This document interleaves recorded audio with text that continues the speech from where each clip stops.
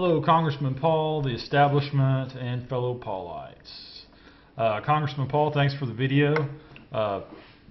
Whenever you spoke in the video, whenever you talked about Colonel Summers and Colonel Tu and the conversation they had, it reminded me of what the Japanese Admiral Yamamoto had to say Pearl Harbor, about the Pearl Harbor attack. Whenever he said, "I fear all we have done is to awaken a sleeping giant and fill him with a terrible resolve." Now, I'm sure the U.S. government interprets that quotation that they were the sleeping giant, but in reality, the people of America were the sleeping giant that Yamamoto was referring to. Now, the actions of the establishment over this primary season have been atrocious. Through that time, Congressman Paul, your devotion to and your delivery of the Liberty message has been our alarm clock. If the giant hasn't completely awoken by now, it's beginning to grumble rather loudly. I feel as if I'm standing with my hands on painted glass and my freedoms are sitting on the other side of it, just out of reach. But at least now I can see the prize, and our fight will continue on. Now, the seeds of liberty, Congressman Paul, that you have watered and nourished, they're unique. They're different from any of those from any other political movement. This is what the establishment has a hard time understanding. We're not a people united by common values like evangelicals or others in the past.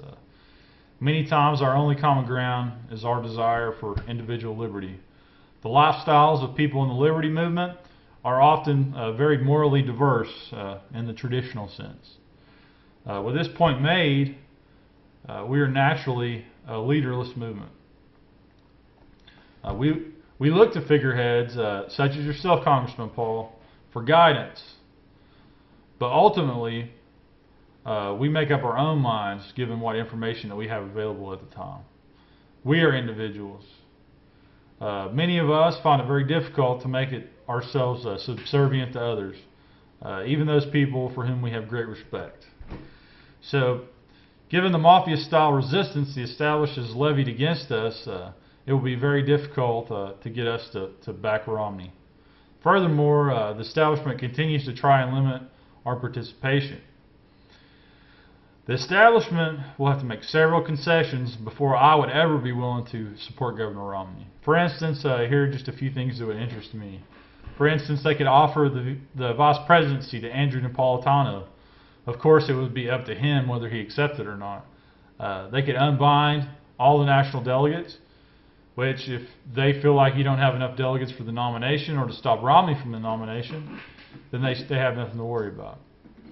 50% reduction in foreign aid over the next 5 years. Maybe a 10-year moratorium on all bailouts and quantitative easing. I believe they should halt all the military action they have on the African continent immediately. They should pledge to wrap up Afghanistan within the first term of the next presidency. They should open lines of communication with the Middle East and pursue diplomacy first. War should always be declared by Congress. They should allow gold and silver to be used as legal tender, which is a long shot for them to get them to do that at this time. And one of the most important things is I really wish that they would espouse the idea that a person has a natural right to perform any action that does not affect the life or liberty of another person. So these are just a few things to consider. If the establishment desires to maintain the status quo and continues to disenfranchise us, how do they expect us to give them any support at all? So I suggest that during the first vote for the nominee at the Republican National Convention, the Ron Paul delegates should quietly stand up and face the opposite direction to display their unwavering devotion for the cause of individual liberty.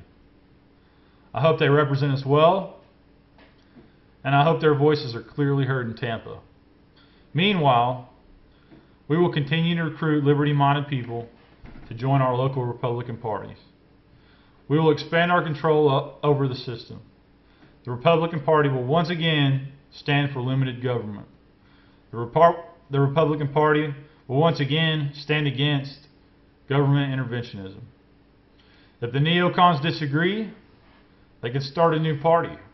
They can powder their faces and call themselves the Whigs for all I care. Because we're here to stay. And everyone, you can count on it. Have a good day.